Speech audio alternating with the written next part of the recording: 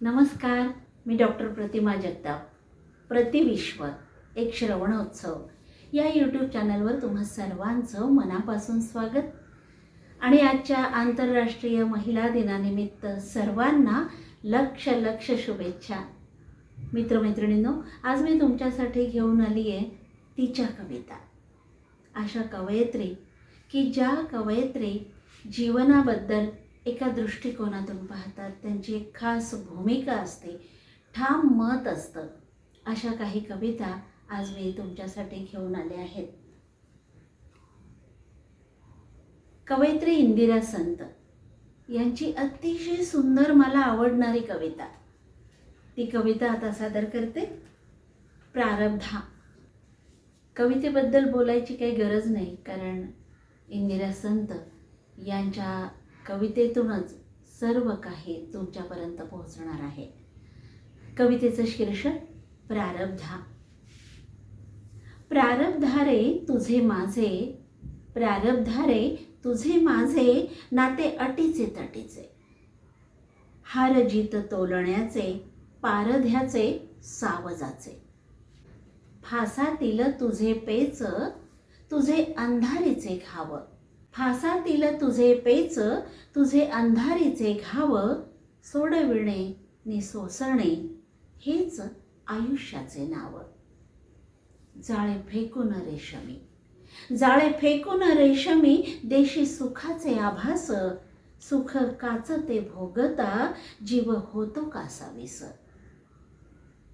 जेव्हा जेव्हा कढते दाहक, हृदयीचे रसायन. जेव्हा कढते दाहक, हृदयीचे रसायन. उधळीसे फुले तेव्हा, कसे निष्ठुर हसून, कसे निष्ठुर हसून. जिद्द माझीही तशीच, जिद्द माझीही तशीच, नाही लवलेली मान. जिद्द माझीही तशीच, नाही लवलेली मान. जरी फाटला पदर, तुझे झेलते मी दान, तुझे झेलते मी दान. काळोखते भोवताली, काळोखते भोवताली, जीव येतो उन्मळून. तरी ओठातून नाही तुला शरण शरण, तरी ओठातून नाही तुला शरण शरण. ओठातून नाही तुला शरण शरण. आणि आता खानदेशातील ज्येष्ठ कवयित्री सुशील पगारिया यांची एक कविता. सुशील पगारिया आता नुकत्याच काही दिवसांपूर्वीच हा इहलोक सोडून गेल्या, पण त्यांच्या अनेक कविता आपल्यापाशी आहेत. त्या पुन्हा पुन्हा वाचाव्याशा वाटतात. अल्पाक्षरी त्यांची कविता, पण खूप काही सांगून जाणारी आज तुमच्यासाठी मी घेऊन आली आहे. बाई किती सोसत असते.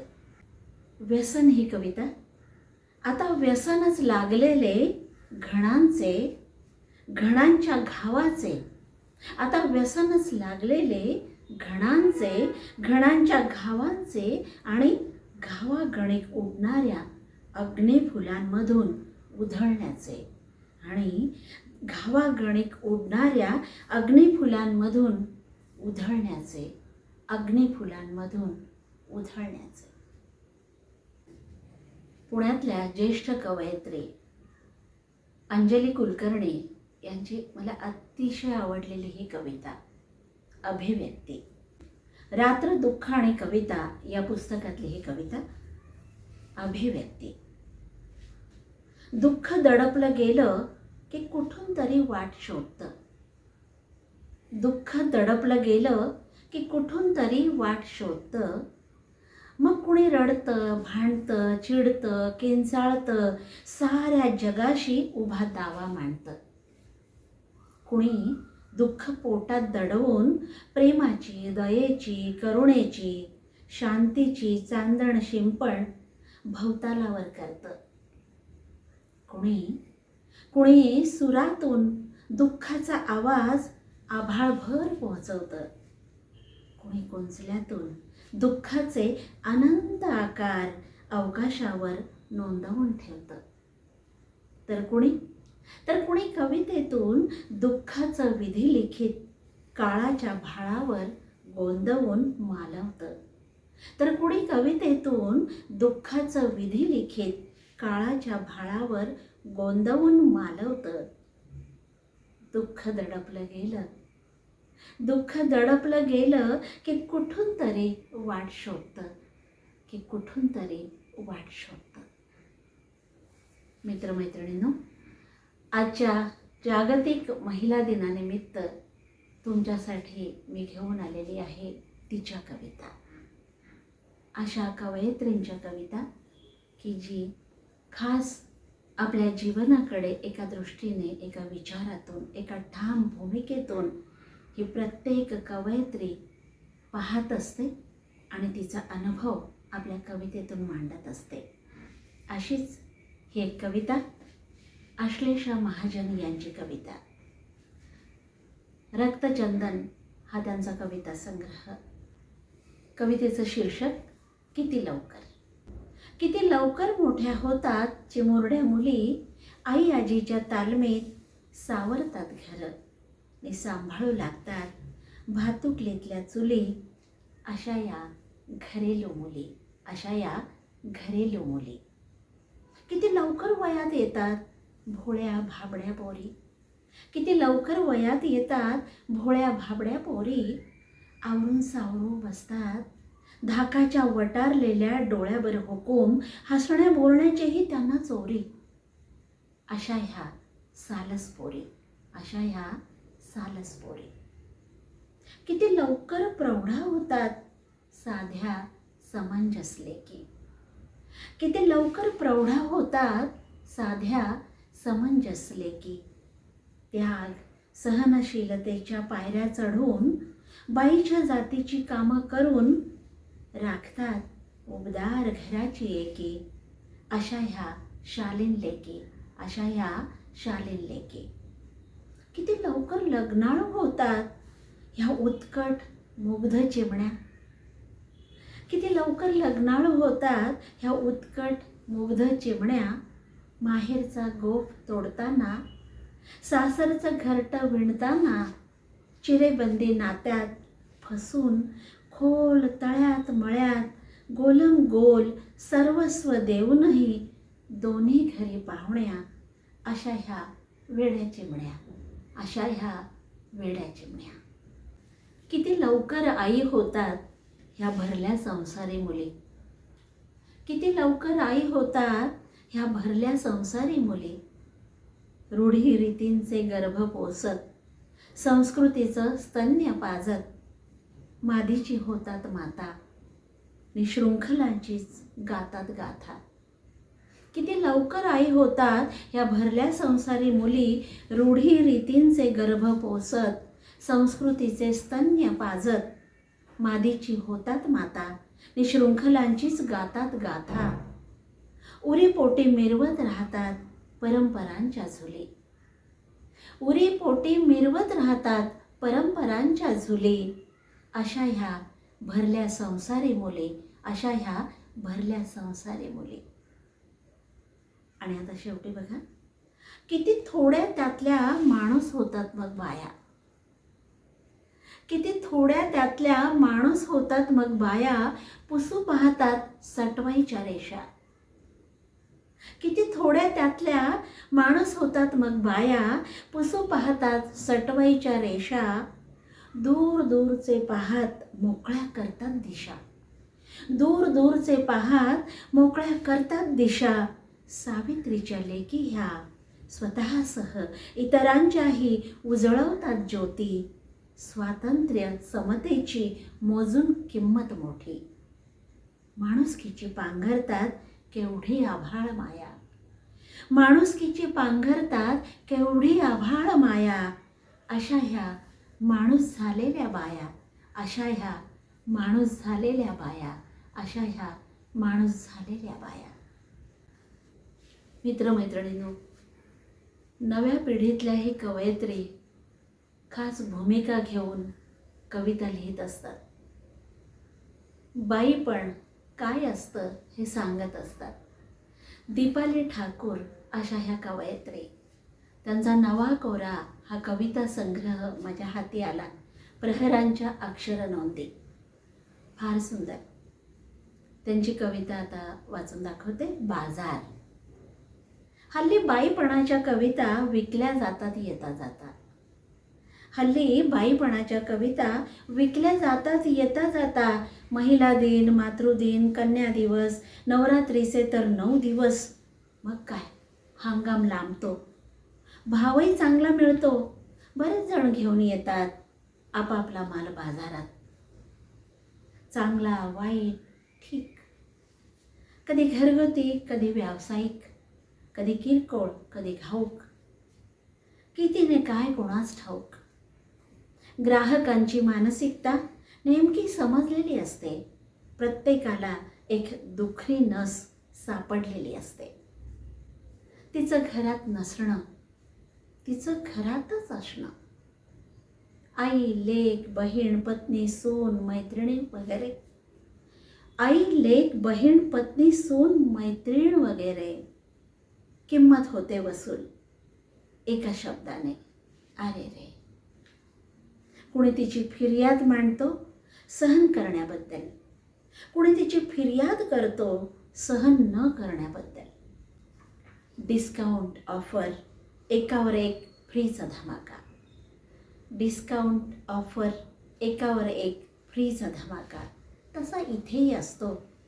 बलात्कार, मासिक पाळी, स्त्री भ्रूण हत्या, तिच्या दमन केलेल्या इच्छा आकांक्षांचा तडका. तसा इथेही असतो. बलात्कार, मासिक पाळी, स्त्री भ्रूण हत्या, तिच्या दमन केलेल्या इच्छा आकांक्षांचा तडका. आता माझ्याही कवितेला थोडाफार मिळेलच भाव. गेला बाजार. बाजाराचं सगळंच गणित लागू होतं इथे. बाजाराचं सगळंच गणित लागू होतं इथे. म्हणूनच कदाचित या कविता पिकतात जिथे विकल्या नाही जात नेमक्या तिथे. विकल्या नाही जात नेमक्या तिथे. मित्रमैत्रिणींनो, अंतर्मुख करणाऱ्या साऱ्या कविता आज खास जागतिक महिला दिनानिमित्त तुमच्या पुढे सादर केल्या. आणि आता शेवटी प्राध्यापिका विमल वाणी, अशी महिला, अशी सखी, अशी स्त्री, तिची ही भावना जाणून घेऊयात. तिचं काय म्हणणं आहे हेही जाणून घेऊयात. विमल वाणी, प्राध्यापिका विमल वाणी खानदेशातल्या म्हसावद एका छोट्याशा गावी राहतात. खूप सोसलं आयुष्यभर. जीवन संघर्ष या नावाचं त्यांचं आत्मचरित्र आहे. अनेक आदर्श माता पुरस्कार प्राप्त झालेल्या या विमलताई वाणी फक्त 6वी 7वी शिकलेल्या, पण पुढे केवढी मजल. सगळ्या कष्टातून, सोसण्यातून स्वतःचं जीवन, स्वतःचं आयुष्य त्यांनीच उभं केलं. आणि बरोबर आपल्या मुलांनाही त्यांनी वाढवलं. नवऱ्याशिवाय, पतीच्या आधाराशिवाय. एक मुलगा सुप्रसिद्ध हृदयरोगतज्ञ झाला, एक मुलगा प्रोफेसर झाला, एक मुलगा वकील झाला. तरीही सर्वांचे संसार सुखाचे पाहत असताना स्वतः मात्र एकट्या राहतात म्हसावदच्या घरी एका खेड्यात. पण तिथं त्यांच्या मुलांनी त्यांना शाळा काढून दिलेली आहे आणि तिथंच त्या रमतात. आयुष्याबद्दल कुठलीही तक्रार नाही आहे त्यांची. त्यांच्या मनात आजच्या जागतिक महिला दिनी काय आहे हे खास त्यांच्याकडेच जाऊन मी जाणून घेतलंय. आणि आता शेवट आपण विमलताईंच्या कवितेनं करणार आहोत. बरे तर निरोप घेते. जागतिक महिला दिनानिमित्त पुनश्च लक्ष शुभेच्छा. जाऊयात विमलताईंकडे. विमलताई, बोला. जागतिक महिला दिन साजरा होत आहे, म्हणजे मला असं वाटतं 1 तारखेपासून 1 मार्च सुरू झाला की महिला दिनाचे वारे वाहू लागतात आणि अनेक कविता किंवा अनेक कर्तृत्ववान महिलांचा सत्कार होत असतो. तुम्ही सुद्धा आदर्श माता म्हणून अनेक वेळा गौरवांकित झालेल्या आहात तुम्ही. कारण 15 आदर्श माता पुरस्कार मिळाले. 15 आदर्श माता पुरस्कार. आम्हाला खूप आनंद वाटतोय तुम्हाला भेटताना. म्हणजे महिला दिनाच्या निमित्ताने मला आज खास तुमची भेट विमलताईंशी घडवून आणण्यामागे हाच माझा उद्देश आहे. तुमची जी अहिराणीतून तुम्ही खास आता जी महिलांची स्थिती वाटते तुम्हाला, त्याबद्दल तुम्ही एक कविता लिहिलेली आहे तुमची, की ती अहिराणी बोलीसुद्धा, म्हणजे आपण जेव्हा मराठी भाषेचा गौरव म्हणत असतो तेव्हा मराठी भाषा अनेक बोलींनी समृद्ध असते. तिचे अलंकार शोभून दिसते मराठी भाषा. तर तुमची ती अहिराणीतली जी कविता आहे महिलांच्या विषयी तुम्ही लिहिलेली आणि तुम्ही खूप छान गाऊन दाखवत असता, त्या कवितेचं थोडक्यात आधी सांगाल का आम्हाला? कारण काही मैत्रिणी किंवा आपले मित्र त्यांना कळणार नाही नेमक्या शब्दात, तर थोडक्यात तो मतितार्थ सांगा आणि मग तुम्ही ती कविता म्हणून दाखवा की काय तुम्हाला ह्या कवितेत म्हणायचंय नेमकं. मतितार्थ असा आहे मॅडम की पूर्वीच्या काळी स्त्रियांना अतिशय त्रास होता. त्यांना शाळेचं तोंड कधी बघायचं माहितीच नव्हतं आणि जे पुरुष सांगतील तेच ऐकत होत्या. आणि त्याच्यावर मग मला असं वाटलं की आता एवढं नाही, आता शिक्षण, मी सुद्धा स्वतः शिक्षण घेतलेलं आहे. 7वी ते मी डबल MA आहे आणि त्यावेळेला शिक्षणच नव्हतं आणि म्हणून मग मला ते जुन्या पद्धतीची कविता लिहावीशी वाटली आणि मग स्त्रियांचं जीवन कसं होतं त्याच्यावर मी ती कविता लिहिली. आणि आता कसा बदल झाला की आता मी शिक्षण घेऊ, डॉक्टर होऊ, इंजिनियर होऊ. काय होते तुमची गळचे पी ते सांगा ना, 4 ओळी परत म्हणा. जाय गळचे पी भलती धाकमाठे लक्ष्मी म्हणती, जाय गळचे पी भलती धाकमाठे लक्ष्मी म्हणती, बंद करा ती नाटकगिरी आणि माय आम्ही भारत न्यानारी, बंद करा ती नाटकगिरी आणि माय आम्ही भारत न्यानारी, अल्ले सुद गगन मा भरारी, अल्ले सुद गगन मा भरारी. तर अशा प्रकारे गळचेपी आमची खूप झालेली आहे. आणि नाटक की लक्ष्मी व घरची असं म्हणायचे, पण हे नाटक होतं सगळं. तिला धाकात ठेवायचं, खूप धाकात ठेवायचं लक्ष्मी म्हणून. म्हणजे तिला स्वातंत्र्य नाही, अजिबात नाही. फक्त चूल आणि मूल हेच होतं स्त्रीचं जीवन. यत्र नारी असते पूज्य. मग मला ते वाटलं की आपण याच्यावर लिहायलाच पाहिजे. बरोबर. आणि अहिराणीतून कारण अहिराणी ही माझी मातृभाषा आहे. आमच्या घरात मला 6वी पर्यंत मराठी येतच नव्हती मॅडम, मी अहिराणीतूनच बोलायची. आणि आता बोली भाषा सुद्धा ह्या आपल्या मराठी भाषेचं सौंदर्य वाढवतात. हो, आता तर मराठीलाही खूप मान आलेला आहे. अहिराणीला जसं आला मराठीला आहे तसंच अहिराणीला पण आहे आता. हो, नाही, बोली भाषांचं संवर्धन शासन सुद्धा प्रयत्न करतायत आता. खरोखर. आणि म्हणून तर मी सुरुवातीलाच म्हटलं की आपल्या मराठी भाषेचं सौंदर्य वाढवतात या बोली, नाही का? आणि या बोलीमधून सुद्धा जे साहित्य येतंय ते सर्वदूर पोहोचावं हाच आपला उद्देश आहे. आणि किती सहज तुमच्या बोलीतून अगदी फार सुंदर. माया मी भारत न्यानारी, वा.